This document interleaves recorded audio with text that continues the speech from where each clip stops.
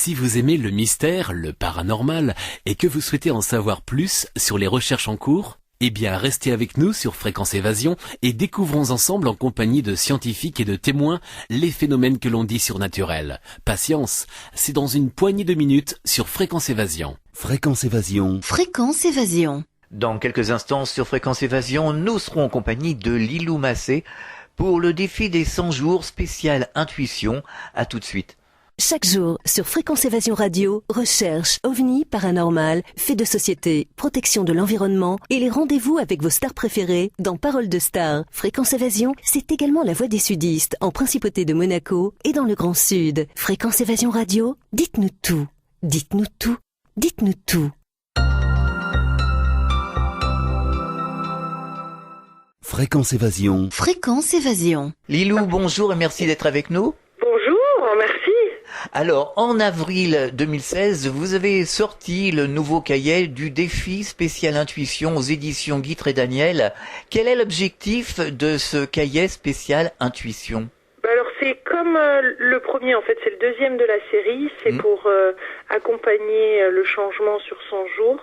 Donc toute personne ici qui désire développer son intuition, d'écouter cette voix intérieure, cette sagesse qu'on a tous à l'intérieur de nous. En fait c'est un exercice qui a été, il y a un exercice par jour sur 100 jours pour aider à renouer avec son intuition, ce qui est inné finalement, ce qui est à l'intérieur de chacun d'entre nous, mais qu'on n'utilise pas forcément au quotidien.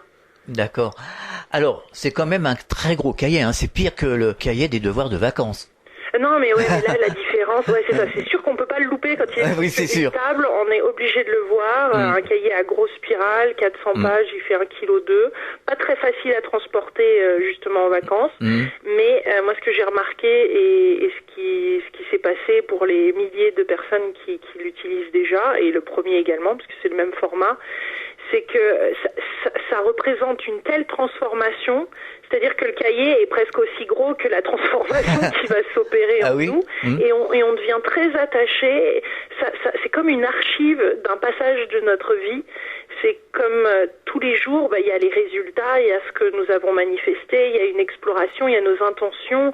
Certaines personnes collent des choses dans le cahier, donc ça devient quelque chose, ça devient encore plus qu'un journal intime, ça devient une vraie, je sais pas comment expliquer, quelque chose qui nous accompagne et qui fait partie de nous presque. Donc c'est bien qu'il soit gros.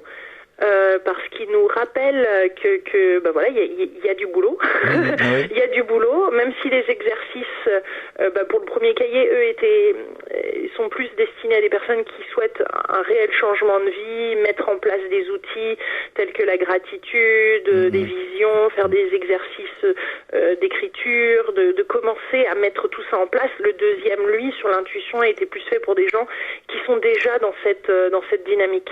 Alors, et qui veulent et qui comprennent que l'intuition c'est super important et que ça permet d'aller en ligne droite dans la vie beaucoup plus que de faire tous ces détours. Alors concrètement, pour ceux qui ne l'ont pas vu, ce cahier à spirale, il se compose comment et comment le faire ce défi des 100 jours spécial intuition ? Il y a les 60 pages, environ les 60 premières pages d'ailleurs qu'on offre aux personnes qui souhaitent le télécharger, et il est gratuit sur internet en PDF, il vous suffit d'aller sur lecoachingdelilou.com et là vous allez trouver le PDF. Donc les 60 premières pages, elles sont offertes pour tout le monde, d'ailleurs les 5 premiers jours du cahier aussi, pour expliquer comment se passe le défi des 100 jours, qu'est-ce que le défi des 100 jours, quelle est l'origine du défi, qui a d'ailleurs démarré pour moi avec 2 autres amis aux États-Unis en 2005 quand même. Donc ça explique les origines, l'importance de faire un pas tous les jours, et ça explique comment choisir ses pratiques, parce que ce qu'on propose au quotidien, c'est que les personnes créent leur intention de la journée, écoutent leur intuition, font le défi qui est proposé, l'exercice du jour, qui peut être aussi bien sur écouter son corps, aller au-delà du passé, changer son alimentation, à sourire à la vie ou être plus présent. Donc que des exercices pour aider à être de plus en plus intuitif, enfin du moins à renouer avec son intuition. Et en fin de journée, tous les jours, il y a, on observe, on note ce qu'on a observé dans la journée, ce qu'on a compris par rapport à l'exercice, les résultats qu'on a obtenus dans cette journée et ce pourquoi on est reconnaissant. Comme ça ancre bien ce qui s'est passé dans la journée et c'est là où les progrès se font. ces bilans qui sont quotidiens. Donc le cahier il est divisé en une partie au début d'explication et ensuite c'est tous les jours il y a une page d'exercice. Alors, selon vous, comment peut-on développer son intuition? Est-ce que vous avez découvert des techniques particulières? Il y en a plein de techniques. Moi, alors, la personne que j'ai sélectionnée pour faire ce cahier, donc c'est Sonia Choquette, qui est l'experte, qui est américaine, qui maintenant habite de plus en plus en France et que j'adore, qui a écrit 30 livres sur l'intuition. Donc c'est elle qui a développé les exercices d'intuition et c'est vrai que tous les jours, moi je suis en plein à participer, en plus en ce moment à le faire moi-même, donc à faire ces exercices tous les jours. Et donc au début ça commence par faut aller au-delà du passé, donc on remet ses certitudes au défi, on identifie ses expériences du passé, on se rend compte que on est déjà intuitif en fait.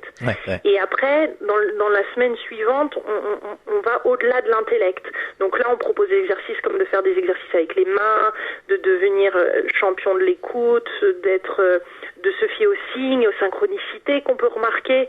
Donc c'est des choses qu'on connaît, mais là c'est entièrement lié à chaque fois à l'intuition.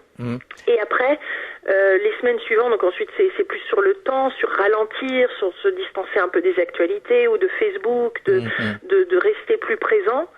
Jusqu'à les semaines, au fur et à mesure, en fait, j'ai classé ces exercices pour que ça soit, de plus en plus subtil, de plus en plus, ça va à des exercices qui nous demandent de se connecter à ses guides, d'ouvrir son cœur, de lire, de faire des lectures de lieux, de ressentir les vibrations de la pièce. Donc à chaque fois, c'est des exercices, si vous voulez, où vous écoutez votre corps, où vous ressentez, c'est très subtil, c'est cette deuxième écoute. Et là, c'est pour ça que tous les exercices sont là pour ralentir, pour nous amener à ralentir notre façon d'être dans la journée, pour être à l'écoute, pour entendre toutes ces petites choses, pour entendre ces signes, pour entendre cette voix, pour entendre cette intuition. Alors quelque part, c'est une prise de conscience, il faut apprendre à se déconnecter du mental et surtout ne rien intellectualiser, il faut être spontané. Ouais, être spontané, être dans le moment présent et apprendre à se faire confiance. Donc c'est pour ça qu'au fur et à mesure, sur plus de 3 mois, on commence à voir à quel point notre intuition est bien déjà là et qu'on peut lui faire confiance. Mais c'est vrai que bien souvent, on a tous des intuitions, on le ressent, voire même on a la chair de poule, on le ressent dans nos tripes, et puis après on analyse ça intellectuellement et on dit mais non c'est ridicule, je vais pas faire ça. Et c'est là où c'est dommage parce que l'intuition, moi je le vois comme une espèce de comme d'ailleurs c'est le titre d'un des livres de Sonia, c'est d'aller à la vitesse de l'amour, c'est-à-dire c'est beaucoup plus en ligne droite, il y a moins tous ces détours de parcours. Notre intellect il est super, mais avec l'intuition notre cœur, c'est-à-dire que l'intellect est au service du cœur après et de notre âme plutôt que l'inverse. Oui, c'est vrai. Alors à la radio nous parlons beaucoup de méditation. Est-ce que la méditation ne serait pas une des clés principales pour justement développer son intuition? Non, alors on parle pas trop de méditation, et d'ailleurs Sonia a elle aime bien proposer quand on fait des stages comme ça une méditation qui est plus dans recevoir tous ces cadeaux, recevoir ces espèces de bénédictions, recevoir, d'être dans une position réceptive lors des méditations plutôt que simplement de silence ou contemplative. Donc elle a une vision très active, j'ai envie de dire, de la méditation, et pour elle presque bien sûr tous les jours devient quelque chose de méditatif, ou du moins où on ralentit, on observe le moment présent. Toute activité peut devenir méditative. Mais c'est un terme dont on parle pas spécialement, c'est-à-dire que c'est pas un cahier sur la méditation, c'est vraiment sur l'intuition. Mais ça nous, bien sûr qu'il y a des moments de silence, il y a des moments où là dans la semaine, pour être à l'écoute de son corps, on demande de se concentrer un jour sur la région entre le cœur et le ventre, parce que il y a nos connaissances profondes qui sont situées là. Donc il y a des exercices comme ça, mais c'est beaucoup plus actif. Donc c'est chouette parce que ça s'intègre facilement dans la vie au quotidien et tout au long de la journée aussi. Alors quelle a été la réaction des personnes qui ont fait le défi des 100 jours des années précédentes? Comment ils réagissent? Incroyable, c'est touchant, c'est émouvant, c'est des changements de vie, c'est-à-dire que à force de lire des livres, c'est génial de lire les livres et de participer à des stages, et c'était notre constat d'ailleurs avec ces 2 Américaines quand on a créé le défi des 100 jours en 2005, c'est que au bout d'une semaine, finalement, on reprend nos anciennes habitudes. Mais là, les gens qui tous les jours font un petit exercice ou sont dans la gratitude et choisissent de mettre en place même une pratique méditative sur 100 jours, il y a des vraies transformations qui se présentent. Et il y a des habitudes qui sont prises, et il y a la gratitude. Si c'est un exercice de gratitude qu'on va faire au quotidien, ça devient quelque chose de naturel après. Donc c'est des changements de vie, c'est des changements de parcours, c'est des changements de situation. Donc c'est pour des personnes qui décident de changer et de s'engager à vivre leur rêve, à vouloir vivre une vie extraordinaire, ou pour ce cahier-là, à développer leur intuition. C'est-à-dire que ça demande un engagement. Et certaines personnes ont un peu plus de mal à aller jusqu'au bout. Et c'est pour ça que le site du défi des 100 jours, de toute façon, il est gratuit, il est sur Internet, il y a déjà 25 000 personnes qui sont dessus, donc il y a un encouragement qui se passe, et on se soutient les uns les autres après. Et en plus, nous, avec Sonia, et même sur le premier cahier, on a développé après toute une série de vidéos de coaching aussi pour accompagner les gens en plus. Lilou, je vous propose de marquer une pause, on revient dans quelques instants, à tout de suite. Chaque jour sur Fréquence Évasion Radio, vos rendez-vous quotidiens. Écoutez Fréquence Évasion en téléchargeant l'application iPhone ou Android et retrouvez-nous sur www.fréquenceévasion.com. Infos, chroniques, interviews et détente. Fréquence Évasion Radio, dites-nous tout. Fréquence Évasion. Fréquence Évasion. C'est la clé du mystère, la dernière partie de l'émission. Nous sommes toujours en compagnie de Lilou et nous parlons du défi des 100 jours spécial intuition. Nous parlons de l'intuition, bien entendu. Alors, depuis notre dernier entretien sur cette antenne, est-ce que vous avez fait des rencontres marquantes ? Pensez-vous que les choses sont en train, enfin, de changer ?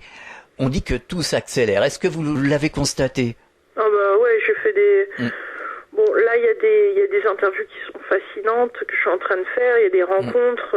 Bon, le constat, il est le même, c'est-à-dire que c'est en train de bouger à travers le monde entier, c'est clair, mais là, il y a depuis 6 mois, là, depuis quelques mois, voire même les attentats de Paris ou autres, il se passe quand même une accélération et on sent une envie de se libérer de ce poids du passé, quoi. Et que de toute façon ça remonte tellement à la surface en ce moment qu'on est obligé de s'en libérer, ou du moins c'est une nécessité, et ça pardonne plus maintenant. Donc c'est j'ai envie de dire, ceux qui ont fait le travail, et on le sait déjà et c'est souvent dit, mais ceux qui ont fait le travail, bon, ils l'ont un peu plus facile, et puis c'est ça qui est bon d'avoir les outils, parce qu'après on peut dégainer le bon outil au bon moment en fonction de ce qui se passe.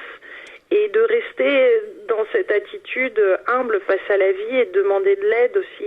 Moi, je demande régulièrement, comme je le disais la dernière fois, mais de l'aide, un soutien de la vie, d'être guidé. Et je m'offre aussi ce soutien-là, parce que c'est vrai que c'est ce que je me rends compte avec le cahier d'intuition, c'est que bon, on a cette sagesse-là, et c'est plus temps de se tourner vers l'extérieur, mais maintenant il est le temps de se tourner vers l'intérieur et trouver ces réponses-là, peut-être de faire de l'écriture inspirée ou de recevoir soi-même plutôt que d'aller vers quelqu'un qui fait du channeling. Non, on en est tous capables de recevoir de l'information comme ça. Vous avez testé et vous avez reçu comme ça des messages Ah oui. Oui, et d'ailleurs ce sera peut-être l'occasion d'une prochaine interview, parce que sur mon prochain livre là, qui est Je suis célibataire et ça me plaît. Et ben là, ça démarre plus ou moins. Enfin, je reçois pas le livre en lui-même. Je sais plus si je l'ai tellement expliqué dans le livre en lui-même. Mais en tous les cas, je me suis séparée à la suite d'un message très très clair que j'ai reçu quand j'ai demandé de l'aide pour cette séparation. De me séparer de mon ancien compagnon. Et c'est là où j'ai commencé à faire de l'écriture inspirée. C'est-à-dire que ça commençait à sortir. Et j'étais là, bon, bah d'accord. Et le message était clair. Je ne sais toujours pas si c'est mon moi supérieur, mes guides ou que sais-je, mais en tout cas, le message que j'ai reçu et ce que je l'ai entendu cellulairement. C'est-à-dire que le changement, c'est chouette, mais tant que c'est compris que intellectuellement, mais une fois que ça passe dans le corps et qu'on le ressent et qu'on le voit, waouh, là, il y a quelque chose qui ensuite s'ensuit. Alors, transformation. On vit dans une société vraiment pesante. Selon vous, comment faire pour sourire toute la journée, même si nous sommes de nature joyeuse, et en même temps, on peut être combatif. On peut pas rester assis sur une chaise comme ça sans rien faire. Il faut quand même défendre la planète, les animaux, l'écologie, toutes les injustices de notre société, plus que tumultueuse. Comment faire pour rester souriant tout en étant combatif, entre guillemets, sans être déstabilisé?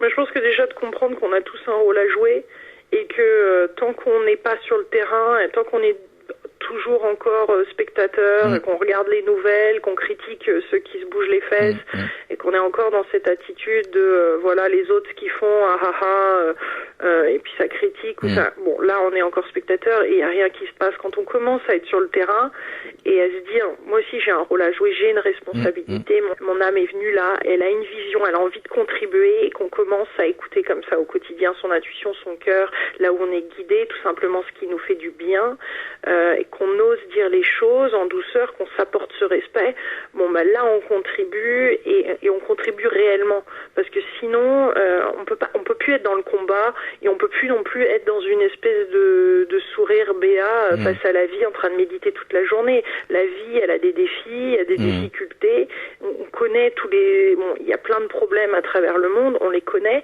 mais là où on est réellement efficace et on peut contribuer, c'est quand déjà on utilise ces outils, on les applique, on va de l'avant et on agit en fonction de son intuition, parce que c'est pas tout d'écouter son intuition et son cœur, c'est aussi de le faire.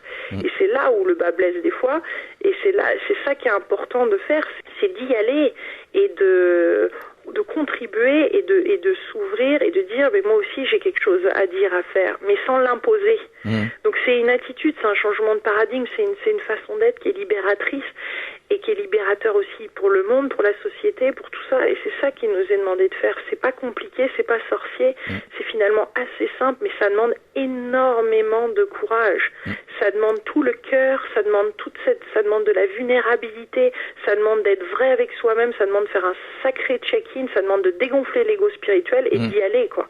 Parce que le nombre de personnes qui ont des conseils à donner, et puis qu'en fait qui les appliquent pas du tout, moi j'en ai un certain ras-le-bol, si vous voulez. Et à un moment, on est non mais c'est vrai, on entend avec les interviews et tout, et au final, non, c'est facile de regarder de loin, de critiquer ou de donner des exemples. Moi j'attends d'entendre des personnes qui parlent vrai, qui sont en train de bouger concrètement les choses, et qui le font, et qui l'appliquent, et qui partagent, et qui y vont, et qui partagent aussi ce qui va pas, parce que si quelqu'un dit que tout va bien, non, je suis désolée, non, il y a des difficultés, comment tu fais face, même si tu as écrit un bouquin sur être optimiste, ok, comment t'étais avant, si tu as écrit déjà un bouquin sur l'optimisme, c'est que tu l'étais pas peut-être avant. Quelque part, il y a des gens qui donnent beaucoup d'énergie et on a l'impression que ça avance pas assez vite, parce que c'est vrai que... Non, ça avance. Oui, ça avance. Je sais que ça avance, mais peut-être pas assez vite par rapport à la gravité des événements. Et ça peut être déstabilisant psychologiquement, à force. Mais c'est sûr qu'il y a des périodes où rien n'avance. Et moi, pour les avoir traversées, quand je m'étais retrouvée sans argent, j'ai dû retourner chez ma mère à 32 ans. J'avais écrit d'ailleurs le livre j'ai pas d'argent et ça me plaît là. Mais c'était pas la situation de plus avoir d'argent, c'était les leçons de ne plus avoir d'argent ont été immenses. Il y a une vraie transformation qui s'est opérée par rapport à ça. Et quelle libération! Et donc c'est sûr qu'il y a des périodes où rien n'avance, où on essaye et puis là on ne comprend pas. Donc là c'est s'offrir beaucoup de douceur, beaucoup de patience, beaucoup d'amour et arrêter de se tourner vers l'extérieur, de continuer de voir la beauté même si on la sent pas dans sa vie, de reconnaître que de voir ces amoureux en face qui sont en train de se bécoter sur les bancs publics, de voir ces gens qui connaissent un élan, d'être heureux, de vivre presque ce bonheur-là à travers les autres, déjà d'être heureux aussi pour les autres, et de voir que la beauté, elle existe, de revoir cette joie, cette lumière, cet amour qui est là, et parce qu'on a tendance à se séparer de tout ça quand les choses ne vont pas bien. Et peut-être se donner la main, se rapprocher les uns des autres, parce que là, on a l'impression qu'on est dans une société un peu individualiste, égoïste, et les gens manquent vraiment de contact. Oui, c'est pour ça qu'on voit, moi je l'avais bien vu quand je diffusais le film L'infinie puissance du cœur, les salles se remplissaient et les gens à la fin de la diffusion du film disaient mais qu'est-ce que ça nous fait du bien de se retrouver entre nous. Au-delà de regarder le film, c'est vraiment se réunir. Donc c'est pour ça que les conférences, il y a des conférences et des stages qui s'organisent à droite, à gauche, on n'a jamais eu autant en France. Ça pullule de partout, les salons zen et bio sont pleins, c'est vrai. Les personnes en ont envie, donc il y a un essor, les gens ont envie de se retrouver et on le fait et on le crée, que ce soit virtuellement sur le site du défi des 100 jours, je sais que là, il y a 25 000 personnes, il y a une énergie folle, il y a un vortex qui est créé, mais en plus de ça, maintenant, ils se retrouvent individuellement dans les villes, ils se créent des groupes eux-mêmes. Je pense que, non, on le voit avec les films aussi participatifs, en quête de sens. Demain, les gens, maintenant, se regroupent, se retrouvent et comprennent qu'ils ont aussi leur importance. Et on est dans cette ère-là du participatif, du collaboratif, du partage, de se retrouver tous ensemble, mais pas de le faire de manière peace and love 68 heures. Non, là, c'est concret, c'est ancré. On a besoin d'être ancré. C'est presque une descension plutôt qu'une ascension, quoi. C'est d'être bien là, les pieds sur terre, d'être heureux d'être sur terre et d'avancer, de créer, de créer ensemble, de co-créer. Et de co-créer avec des personnes avec qui on a envie de co-créer, pas pour être le sein de l'équipe ou pas pour être celui qui fait sa BA. Non, c'est quelque chose qui vient de l'intérieur maintenant. On a besoin de choses qui sont alignées. Faut être dans le partage finalement, dans le partage de l'authenticité. Oui, si on en a envie. Oui. Après, il y a des périodes de vie où on n'a pas envie d'être dans le partage et on n'en a pas besoin. C'est pas une nécessité. C'est sûr que c'est dur de partager quand soi-même on n'est pas rempli d'amour. Le partage se fait naturellement quand le vase déborde. De toute façon, quand on est plein d'amour et tout et de joie, forcément que ça va déborder sur les autres et on va vouloir créer de plus en plus. Mais déjà, nourrissons-nous de l'intérieur.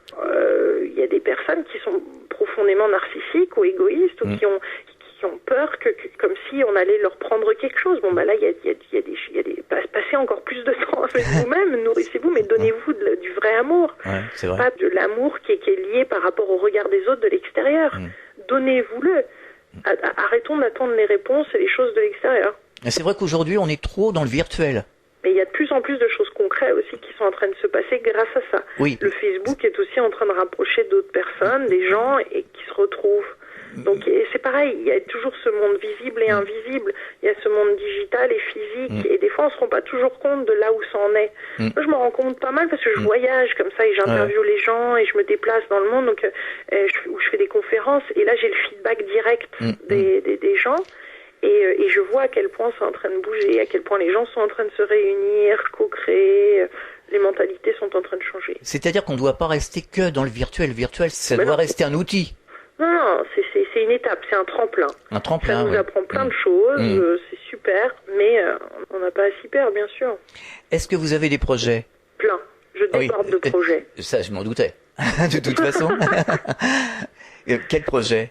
Plein de projets. Déjà là, je suis en train aujourd'hui précisément, et les prochaines semaines, je suis en train de compiler des témoignages de personnes sur le thème Et ça me plaît. Donc mes 4 premiers livres, c'était mon propre parcours. Et là, ce que j'ai demandé sur Facebook il y a quelques semaines, et là je suis en train de compiler des témoignages absolument facilement de personnes connues et pas connues, qui m'écrivent une page sur une étape de vie qu'ils ont vécue, les défis et ce qu'ils en ont appris.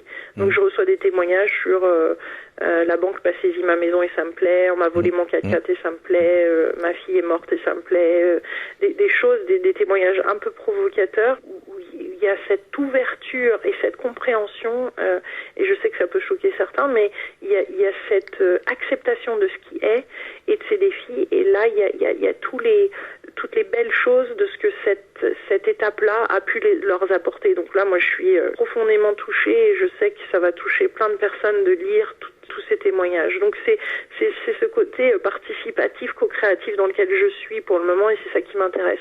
Vous donnez des conférences? Oui, oui, beaucoup. Je les mets sur mon site, sur la télé.com/agenda. Mais sinon, je les liste sur Facebook. J'en fais très régulièrement. Là, je viens d'en accepter une pour novembre à Bordeaux. Parce que les Bordelais, faut pas les oublier. Ah bah non. Ni les Toulousains. Ni les Toulousains, ni les Parisiens et tout ça. Mais ça bouge beaucoup. Toulouse, Montpellier, Bordeaux, Lyon, Strasbourg, Bruxelles, la Belgique, et puis la Suisse, tout ça, ça s'entraîne. Il y a des villes qui pulsent énormément. Vous venez chez nous dans le sud, à Nice, à Toulouse, à Marseille Marseille, Toulouse, Montpellier, ça bouge énormément. Ouais, ça bouge. Aix-en-Provence, Avignon, j'en reviens. Nîmes aussi, Nîmes, Nice peut-être un petit peu moins pour l'instant, mais ça va venir. Oui, pourquoi pas. Est-ce que vous auriez un message à adresser aux auditeurs? De foncer, de faire ce qu'il y a à faire, d'aller au-delà de l'ego et puis de bouger ses fesses. Oui, ça c'est vrai, tout le monde le dit. On y va, allez hop. On fonce. On lâche les peurs et puis on saute dans le vide. Exactement. Façon de parler. Ouais, bien sûr. Alors on peut vous retrouver sur la télé de lilou.com. Merci Lilou et bon défi. Merci. Et bon courage pour la suite. À bientôt. Merci, gros bisous. Fréquence Évasion.